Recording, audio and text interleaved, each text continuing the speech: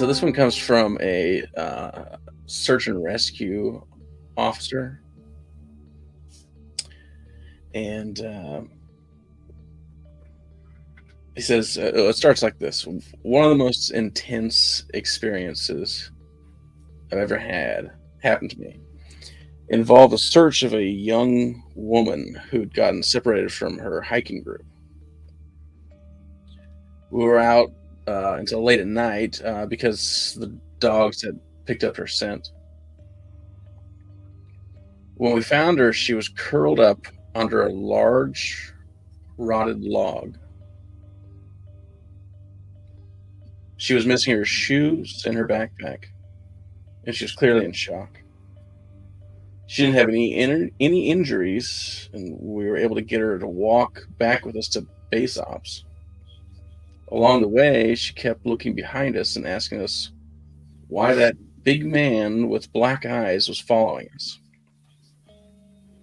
We couldn't see anyone, so we just wrote it off as some weird symptom of shock. But the closer we got to base, the more agitated this woman got. She kept asking me to tell him to stop making faces at her. At one point, she stopped and turned around, started yelling into the forest, saying that she wanted him to leave her alone. She wasn't going to go with him, and she said she wouldn't give us to him. We finally got her to keep moving, and we started hearing these weird noises coming from all around us. It was almost like coughing, but more rhythmic and deeper, like an insect. I don't know how else to describe it. When we were within sight of base ops, the woman turns to me, and her eyes are about as wide as I can imagine a human can open them. She touches my shoulder and says, "He says to tell you to speed up. He doesn't like looking at the scar on your neck." I have a very small scar on the base of my neck. It's mostly hidden under my collar. I have no idea how this woman could have seen it. Right after she says it, I hear that weird coughing right in my ear. I just about jumped out of my skin and hustled her back to ops, trying not to show how freaked out I was. But I have to say, I was really happy when we left the area that night. That's where it ends. Fuck that. That's all I can think. So this guy has a search and rescue career, so he's seen some shit. Yeah. Actually, I have another story from him that I'll be reading later. Okay. But yeah, so he's seen some shit, though. He's claimed to have seen a lot of things. As he goes out and does these things, he does most of his work in. From what I've read about him, he's done most of his work in the woods where people get lost. So this stuck out to him. Yeah. That sounds crazy. But I also know that sound he referenced. I don't. So explain this to me. Well, Any better than he could? It was like something that my brothers had heard when they were out in the woods at night one time, and it was a very similar sound. And it's like a sound like that, and they could never figure out what it was, but they had referenced that exact same sort of sound before. Are we talking like a frog sound, or are we talking... Not like a frog. It doesn't make like a croaking. It's more like someone coughing, basically, but in a rapid sound like that. This is a freaky one. He had a scar on his neck, and who do you think she was referencing could see it? I don't know, but if she was out in the woods and hiding, potentially from whatever it was she was seeing before they even got to her, it's hard to say. If there was maybe another person following them on the way back, and maybe ducking behind trees or shrubs or something whenever the search and rescue team would turn around.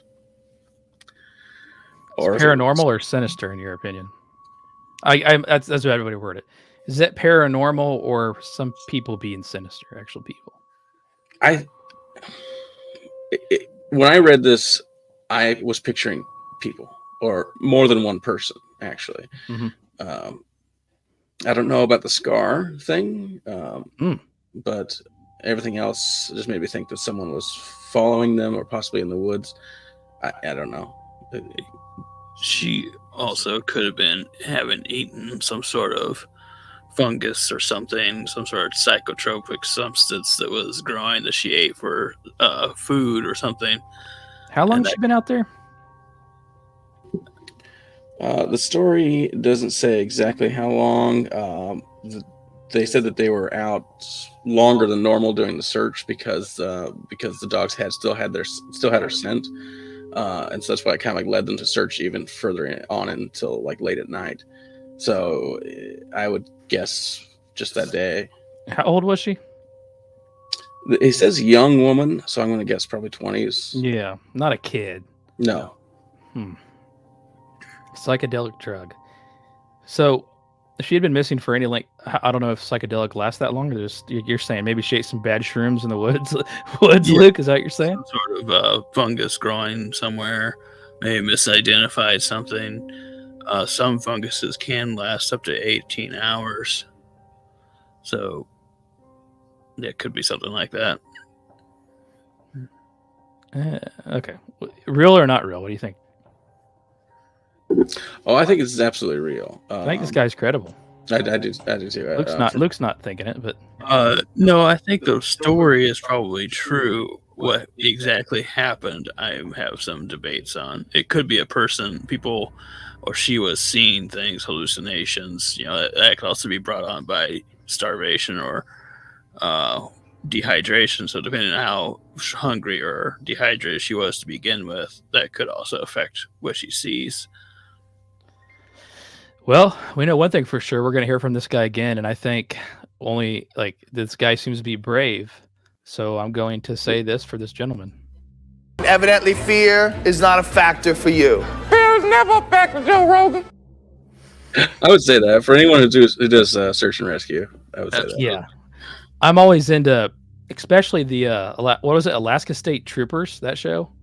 And they would have to do some crazy rescues too. So anybody that's doing that career definitely has my my respect.